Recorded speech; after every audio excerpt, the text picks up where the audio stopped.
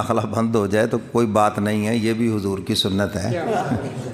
ہاں، بڑے لوگ آئیں گے، آپ کا اخبار میں نام تھا جی وہ فلاں شہر میں آپ کا داخلہ بند ہے، میں نے کہا پھر کیا ہو گیا؟ تو حضور علیہ الصلاۃ والسلام کی یہ بھی سنت ہے، تو اس لیے اہل علم حضرات کو گھبرانا بھی نہیں چاہیے۔ تو حضور علیہ الصلاۃ والسلام نے بہت سے لوگوں کو خط لکھے کہ مجھے پناہ دی جائے، سب نے کہا کہ ہم آپ کی ان جوان دشمنیوں کا مقابلہ نہیں کر سکتے۔ مطعم بن عدی اس نے کہا کہ میں آپ کو پناہ دیتا ہوں، اور اپنے بیٹوں سے کہا کہ ہتھیار لگاؤ اور حضور علیہ الصلاۃ والسلام کے ساتھ چلو۔ آپ علیہ الصلاۃ والسلام بیت اللہ میں تشریف لائے تو اس نے کھڑے ہو کر اعلان کیا کہ اے قریش کے لوگوں، میں نے حضور علیہ الصلاۃ والسلام کو پناہ دی ہے۔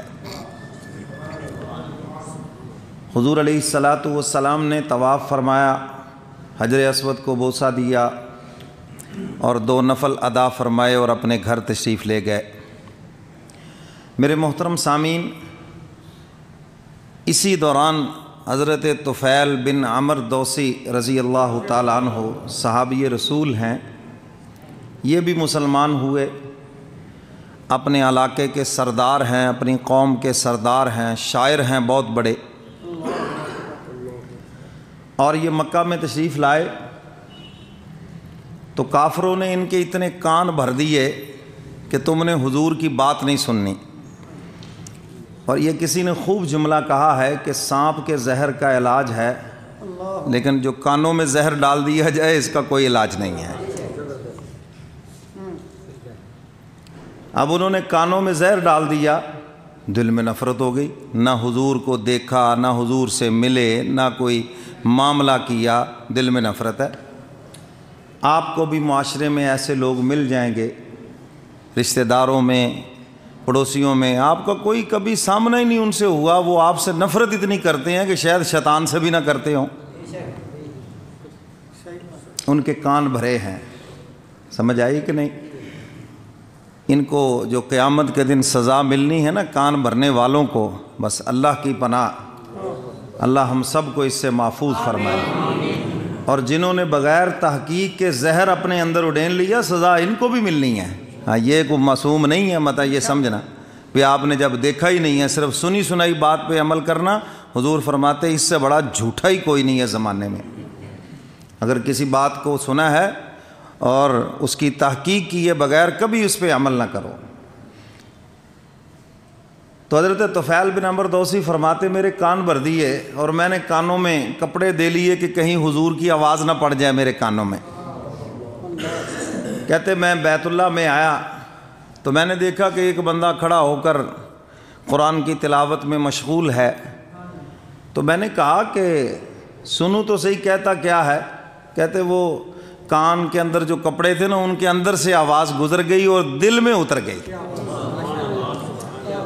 اسی لیے تو کہتے ہیں قرآن ذرا دل سے سنو، اور جب دل سے سنو گے اس کا تعلق بھی دل سے ہے، یہ سیدھا جا کے لگتا بھی دل کو ہے۔ تلاوت بھی دل سے کرو، اس کی تلاوت سنو بھی دل سے۔ اسی لیے نماز میں حکم ہے کہ پیچھے کھڑے ہو کر دل و جان سے سنو امام کی قرات، اپنی نہ شروع کرو، امام کے پیچھے سنو، سورۃ فاتحہ بھی سنو اور سورت بھی سنو۔ تو میرے محترم سامعین، تلاوت سنی تو اپنے آپ سے کہنے لگے یار تو شاعر ہے، قوم کا سردار ہے، قبیلے کا سردار ہے، لوگ تجھے اپنا بڑا سمجھتے ہیں، کہ تو بے وقوف تو نہیں ہے، اپنی عقل سے بھی کام لے۔ صرف تو ان سنی سنائی باتوں کی وجہ سے حضور سے نفرت کر رہا ہے، ذرا اپنی عقل سے بھی کام لے۔ کہتے میں اپنے آپ سے ایسے باتیں کر رہا تھا، حضور نماز سے فارغ ہو کے تشریف لے گئے تو میں نے بھی حضور کے پیچھے چلنا شروع کر دیا۔ حضور علیہ الصلاۃ والسلام جب اپنے گھر پہنچے تو میں نے پیچھے سے عرض کیا اللہ کے محبوب، میں فلاں قبیلے کا سردار ہوں، یہاں مکے میں اپنے کسی کام کے لیے آیا تھا، تو مجھے روکا تھا بہت سے لوگوں نے آپ سے ملاقات۔ حضور بھی مسکرا پڑے، فرمایا جب روکا تھا تو پھر مل بھی لیا تم نے۔ عرض کیا اللہ کے محبوب وہ غلط تھے، آپ صحیح ہیں۔ حضور نے فرمایا بھی ابھی تو ہماری کو بات ہی نہیں ہوئی تو آپ نے مجھے صحیح کہا. انہوں نے عرض کیا اللہ کے محبوب جو آپ نے کلام پڑھا ہے نا بس وہ کلام میرے دل کے اندر اتر گیا ہے. آپ مجھے اس کی کچھ اور بھی اگر صورتیں سنا دیں تو حضور علیہ الصلاۃ والسلام نے آخری تینوں قل سنائے. قل هو اللہ احد، قل اعوذ برب الفلق، قل اعوذ برب الناس. ہیں جی، اور اس میں کوئی شرم کی بات نہیں ہے. آج آپ کو مجمع میں کوئی کہہ دے جی آخری تین قل سناؤ تو کہ جی ہو جی میں کیوں سناؤں جی، حضور نے سنا دیے تو آپ کو بھی شرمانا نہیں چاہیے، سنا دینے چاہیے. اور یہ جادو ٹونا اور نظر بد کا علاج بھی ہے. چھوٹے بچے روئیں نا، نظر لگ جاتی ہے ان کو، نظر برحق ہے، تو یہ پڑھ کر ان کو پھونک دیں. میری مائیں بہنیں بیٹیاں سن رہی ہیں تو یہ پڑھ کر بچوں کو پھونک دیں، انشاءاللہ نظر اتر جائے گی، بچہ رونا بند ہو جائے گا، تپکنا بند ہو جائے گا.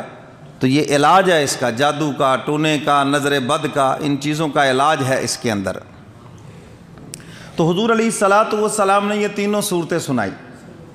تو اب قرآن اور پھر حضور کی زبان، اور پھر کیسے نہ وہ دل میں اترے. تو دل میں اترا اور عرض کیا اللہ کے محبوب بس جو تھوڑی بہت کمی بیشی تھی قرآن سن کر وہ بھی پوری ہو گئی. اب آپ مجھے اپنا پیغام بتائیں، مشن بتائیں.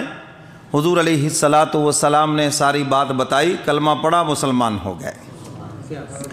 میرے محترم سامعین، چونکہ پر تشریف لے گئے اسی دن، یعنی رات کو حضور معراج پہ تشریف لے گئے، اسی دن یہ مسلمان ہوئے ہیں، یعنی ایک دن پہلے کہہ لیں. تو حضور علیہ الصلاۃ والسلام نے معراج کا سفر، دو روایتیں ہیں. جو مشہور روایت ہے کہ ام ہانی کے گھر میں آپ آرام فرما تھے، اور دوسری روایت ہے کہ حضور علیہ الصلاۃ والسلام بیت اللہ حتیم کے اندر حضور آرام فرما تھے. زیادہ مشہور چونکہ ام ہانی کی روایت ہے تو اس لیے میں وہیں سے بات شروع کرتا ہوں. سیدنا جبریل امین آئے، حضور اندر آرام فرما ہیں، تو اب وہ باہر کھڑے ہیں جی.